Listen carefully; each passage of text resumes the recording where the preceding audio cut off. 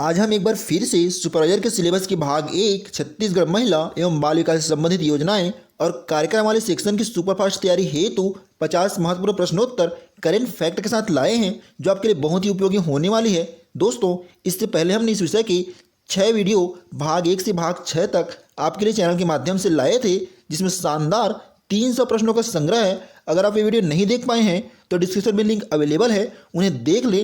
परीक्षा में उनसे ही प्रश्न बनने वाले हैं। सो हेलो फ्रेंड्स, स्वागत है आपका अपने यूट्यूब चैनल अभ्यस्त एकेडमी पर। वीडियो में आगे बढ़ने से पहले अगर आपने अभी तक हमारे यूट्यूब चैनल को सब्सक्राइब नहीं किया है तो चैनल को सब्सक्राइब करके बेल आइकन को प्रेस कर दें, जिससे हमारे आने वाले सभी वीडियोस के नोटिफिकेशन सबसे पहले आप तक पहुंच सके। दोस्तों, पीडीएफ, जीके, करेंट नोट्स के लिए आप हमारे टेलीग्राम चैनल और व्हाट्सएप चैनल को ज्वाइन कर सकते हैं, लिंक डिस्क्रिप्शन में अवेलेबल है। प्रश्न पहला देखिएगा, वर्ष 2011 की जनगणना अनुसार सर्वाधिक शहरी महिला साक्षरता दर वाला जिला कौन सा है? इसका उत्तर आएगा ऑप्शन सी, राजनांदगांव। अगला प्रश्न है, कुल प्रजनन दर की आदर्श स्थिति, ध्यान दीजिएगा, कुल प्रजनन दर की आदर्श स्थिति कितनी होती है जिसमें जनसंख्या स्थिर रहती है? इसका उत्तर है ऑप्शन ए, 2.1%। प्रश्न तीसरा है, 2015-16 की स्थिति में छत्तीसगढ़ में संस्थागत प्रसव का प्रतिशत है? इसका उत्तर आएगा ऑप्शन बी, 70.2%। अगला प्रश्न देखिएगा, 27 जिलों के अनुसार छत्तीसगढ़ के किस जिले में लिंगानुपात सर्वाधिक है? ध्यान दीजिएगा, लिंगानुपात सर्वाधिक है। इसका उत्तर आएगा ऑप्शन डी, दंतेवाड़ा में। नेक्स्ट प्रश्न है, वर्ष 2011 जनगणना अनुसार सबसे कम ग्रामीण महिला साक्षरता दर वाला जिला है? इसका उत्तर आएगा ऑप्शन ए, सुकमा। अगला प्रश्न है, 27 जिलों के अनुसार छत्तीसगढ़ के किस जिले में लिंगानुपात सबसे कम है? इसका उत्तर आएगा ऑप्शन ए, रायगढ़ में। और सबसे ज़्यादा कहाँ है? दंतेवाड़ा में। ध्यान दीजिएगा। अगला प्रश्न देखिए, वर्ष 2011 जनगणना अनुसार सबसे कम शहरी महिला साक्षरता दर वाला जिला है? इसका उत्तर आएगा ऑप्शन सी, बीजापुर। ध्यान दीजिएगा, ऑप्शन सी, बीजापुर सबसे कम शहरी महिला साक्षरता और सबसे अधिक कहाँ है? सुकमा में है। अगला प्रश्न है, 2018 की स्थिति में शिशु मृत्यु दर है? इसका उत्तर आएगा ऑप्शन डी, 41। अगला प्रश्न देखिएगा, वर्ष 2011 की जनगणना अनुसार एससी, ध्यान दीजिएगा, एससी महिला कार्यशील जनसंख्या है? इसका उत्तर आएगा 48.53%। प्रश्न 10वां है, वर्ष 2011 के जनगणना अनुसार छत्तीसगढ़ में शहरी महिला साक्षरता दर है? इसका उत्तर आएगा ऑप्शन सी, 77.65%। अगला प्रश्न देखिएगा, सही मिलान करना है सूची 1 और सूची 2 में। इसका उत्तर है ऑप्शन बी, 4132। ध्यान दीजिएगा, 4132। प्रश्न में समझते हैं। सबसे पहला ऑप्शन है कुल स्वीकृत आंगनबाड़ी केंद्र। इसका उत्तर है ऑप्शन 4, 43,763। दूसरा ऑप्शन दिया है आपका ग्रामीण इलाकों की आंगनबाड़ी केंद्रों की संख्या। इसका उत्तर है ऑप्शन पहला, 23,998। फिर दिया है तीसरा ऑप्शन शहरी क्षेत्रों की संचालित आंगनबाड़ी केंद्रों की संख्या। इसका उत्तर है ऑप्शन 3, 2027। और चौथा ऑप्शन दिया है आदिवासी बाहुल्य इलाकों में संचालित आंगनबाड़ी केंद्र। इसका उत्तर आएगा ऑप्शन बी, 17,424। प्रश्न 12वां है, वर्ष 2011 की जनगणना अनुसार छत्तीसगढ़ का शिशु लिंगानुपात है? इसका उत्तर है ऑप्शन ए, 969। नेक्स्ट प्रश्न देखिएगा, चिकित्सीय सुविधाओं के संबंध में किस धारा में उल्लेख है? ध्यान दीजिएगा, चिकित्सीय सुविधाओं के संबंध में किस धारा में उल्लेख है? इसका उत्तर है ऑप्शन सी, धारा 7 में। नेक्स्ट प्रश्न है, संरक्षण अधिकारी की नियुक्ति कौन करता है? ऑप्शन ए, राष्ट्रपति। ऑप्शन बी, राज्य सरकार। ऑप्शन सी, राज्यपाल। और ऑप्शन डी, उच्च न्यायालय का मुख्य न्यायाधीश। इसका उत्तर है ऑप्शन बी, राज्य सरकार। नेक्स्ट है, संरक्षण अधिकारियों के कर्तव्यों में शामिल है? ऑप्शन ए, मजिस्ट्रेट को उसके कर्तव्य निर्वहन में सहायता करना। ऑप्शन बी, मजिस्ट्रेट को घरेलू हिंसा रिपोर्ट को अग्रेसित करना। ऑप्शन सी, व्यथित व्यक्ति को प्रदत्त विधिक सहायता, आश्रय गृह व चिकित्सीय सुविधाओं की सूची तैयार करना। और ऑप्शन डी है इनमें से सभी, यानी कि उपरोक्त सभी। इसका उत्तर आएगा ऑप्शन डी, इनमें से सभी। अगला प्रश्न है, संरक्षण अधिकारियों की नियुक्ति के संबंध में क्या सही नहीं है? ऑप्शन ए, नियुक्ति का प्रावधान धारा 8 में किया गया है। ऑप्शन बी, संरक्षण अधिकारी संभवतः महिलाएं होती है। तीसरा, इनकी सेवा शर्तों के संबंध में राज्य सरकार निबंधन करती है। और ऑप्शन डी है इनमें से कोई नहीं। इसका उत्तर आएगा ऑप्शन डी, इनमें से कोई नहीं। अगला प्रश्न है, सरकार के कर्तव्यों का उल्लेख किस धारा में किया गया है? ध्यान दीजिएगा, ये प्रश्न बहुत ही इंपॉर्टेंट है, आने की पूरी संभावना है। इसका उत्तर है ऑप्शन ए, धारा 11 में।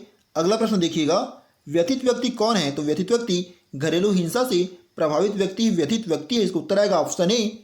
अगला प्रश्न देखिए, व्यथित व्यक्ति में शामिल होता है, व्यथित व्यक्ति में शामिल होता है ऑप्शन ए पुरुष, ऑप्शन बी महिला, ऑप्शन सी महिला एवं पुरुष और ऑप्शन डी इनमें से कोई नहीं, इसका उत्तर आएगा ऑप्शन बी महिला।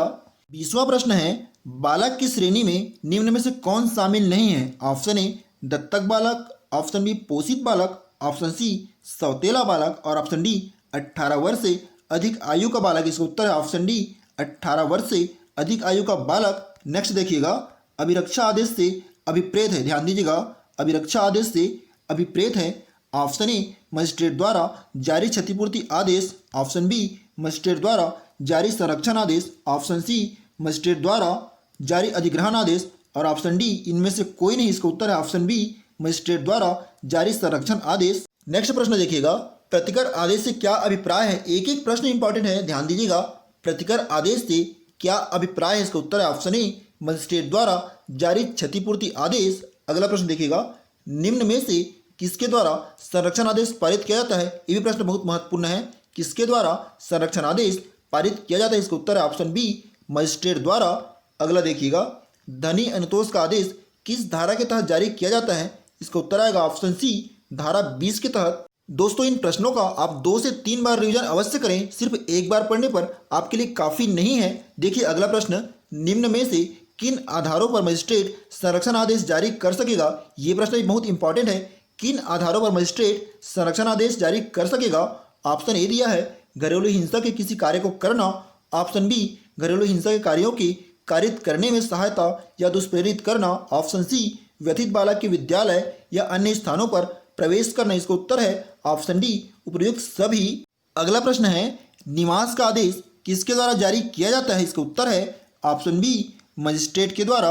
अगला प्रश्न है, संरक्षण आदेश किस धारा के अंतर्गत जारी किया जाता है? इसका उत्तर है ऑप्शन बी धारा 18 के तहत। नेक्स्ट देखिएगा, प्रत्यर्थी से क्या अभिप्रेत है? ध्यान दीजिएगा, प्रत्यर्थी से क्या अभिप्रेत है? इसका उत्तर है ऑप्शन ए व्यथित पर घरेलू हिंसा कारित करने वाला व्यक्ति।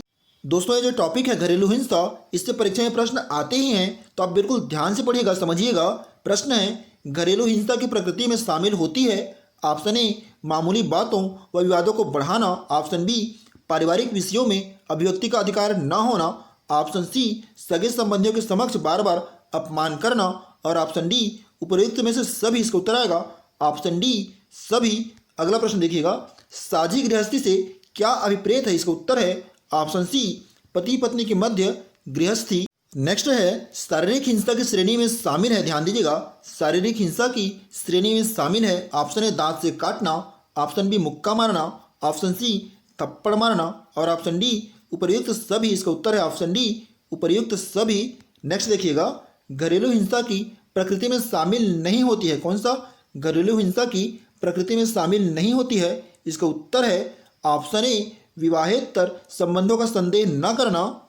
आगे देखिएगा, आश्रय गृहों के कर्तव्य के संबंध में किस धारा में उल्लेखित? ध्यान दीजिएगा, बहुत ही महत्वपूर्ण है, आश्रय गृहों के कर्तव्य के संबंध में किस धारा में उल्लेखित है? इसका उत्तर है ऑप्शन ए धारा 6 में। नेक्स्ट देखिएगा, घरेलू हिंसा घटित होने की सूचना किस अधिकारी को दी जाती है? ध्यान दीजिएगा, किस अधिकारी को दी जाती है? इसका उत्तर है ऑप्शन बी संरक्षण अधिकारी को। अगला है, आर्थिक हिंसा की श्रेणी में शामिल नहीं है, ऑप्शन ए बच्चों के अनुरक्षण के लिए धन उपलब्ध न कराना, ऑप्शन बी बच्चों के लिए खाना कपड़े और दवाइयाँ उपलब्ध न कराना, ऑप्शन सी रोजगार करने से रोकना और ऑप्शन डी घर से निकलने के लिए विवश न करना। इसका उत्तर आएगा ऑप्शन डी घर से निकलने के लिए विवश न करना।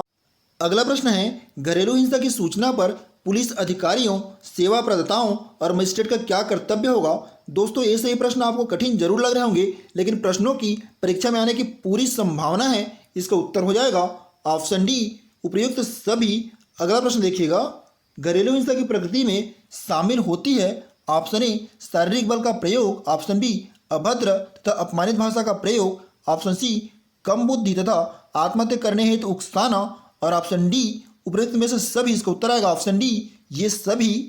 अगला देखिएगा, मौखिक और भावनात्मक हिंसा की श्रेणी में शामिल है ऑप्शन ए अपमानित करना, ऑप्शन बी चरित्र व आचरण पर दोषारोपण करना, ऑप्शन सी दहेज इत्यादि संबंध में अपमान करना और ऑप्शन डी उपर्युक्त सभी, इसका उत्तर आएगा ऑप्शन डी उपर्युक्त सभी। नेक्स्ट देखिएगा, घरेलू हिंसा की श्रेणियों में शामिल नहीं है। ऑप्शन ए शारीरिक हिंसा, ऑप्शन बी मौखिक और भावनात्मक हिंसा, ऑप्शन सी लैंगिक हिंसा और ऑप्शन डी है धार्मिक हिंसा। इसका उत्तर आएगा ऑप्शन डी धार्मिक हिंसा। अगला है मौखिक और भावनात्मक हिंसा की श्रेणी में शामिल नहीं है। ऑप्शन ए अपमानित करना, ऑप्शन बी चरित्र व आचरण पर दोषारोपण करना, ऑप्शन सी शारीरिक पीड़ा या अन्य किसी माध्यम से क्षति पहुंचाना और ऑप्शन डी विवाह नहीं करने की इच्छा पर भी विवाह करना। इसका उत्तर आएगा ऑप्शन सी शारीरिक पीड़ा या अन्य किसी माध्यम से क्षति पहुंचाना। अगला है शारीरिक हिंसा की श्रेणी में शामिल नहीं है। इसका उत्तर आएगा ऑप्शन ए गाली गलौज करना। अगला देखिएगा, घरेलू नातेदारी से क्या अभिप्रेत है। इसका उत्तर है ऑप्शन सी पति पत्नी के मध्य घनिष्ठ संबंध। नेक्स्ट देखिएगा, धनी अनुतोष से क्या अभिप्राय है। प्रश्न समझिएगा, धनी अनुतोष से क्या अभिप्राय है। इसका उत्तर आएगा ऑप्शन ए मजिस्ट्रेट द्वारा प्रत्यर्थी को क्षतिपूर्ति आदेश। अगला प्रश्न बहुत ही महत्वपूर्ण है, ध्यान समझिएगा, घरेलू हिंसा की परिभाषा किस धारा में उल्लेखित है। प्रश्न आने की पूरी संभावना है। प्रश्न है घरेलू हिंसा की परिभाषा किस धारा में उल्लेखित है। इसका उत्तर आएगा ऑप्शन डी धारा 3 में। अगला देखिएगा, प्रत्यर्थी में शामिल होता है, प्रत्यर्थी में शामिल होता है। इसका उत्तर है ऑप्शन ए पुरुष। नेक्स्ट देखिए, इस अधिनियम के अंतर्गत मजिस्ट्रेट से क्या अभिप्रेत है। इस अधिनियम के अंतर्गत मजिस्ट्रेट से क्या अभिप्रेत है। इसका उत्तर आएगा ऑप्शन ए प्रथम श्रेणी न्यायिक मजिस्ट्रेट। अगला महत्वपूर्ण प्रश्न है, निम्न में से कौन कौन निवास आदेश के संबंध में सही है। देखिएगा, ऑप्शन ए साझी गृहस्थी से प्रत्यर्थी को हटने का आदेश देना, ऑप्शन बी प्रत्यर्थी या उसके नातेदारों को व्यथित व्यक्ति के निवास में प्रवेश से अवरुद्ध करना, ऑप्शन सी व्यथित व्यक्ति के साझी गृहस्थी में उसके कब्जे को प्रत्यर्थी को अवरुद्ध करना और ऑप्शन डी उपर्युक्त सभी। इसका उत्तर आएगा ऑप्शन डी उपर्युक्त सभी।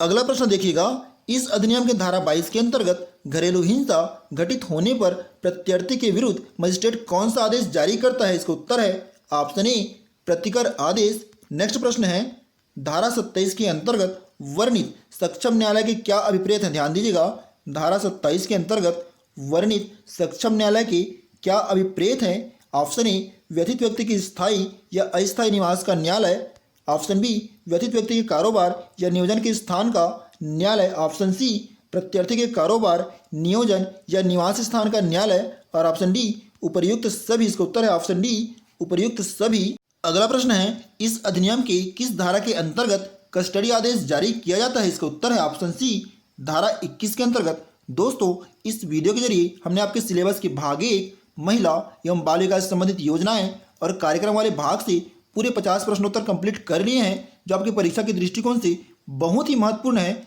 दोस्तों, अगर आपको वीडियो पसंद आया हो तो वीडियो को लाइक करना बिल्कुल ना भूलें। वीडियो में अंत तक बने रहने के लिए आपका धन्यवाद। जय हिंद दोस्तों।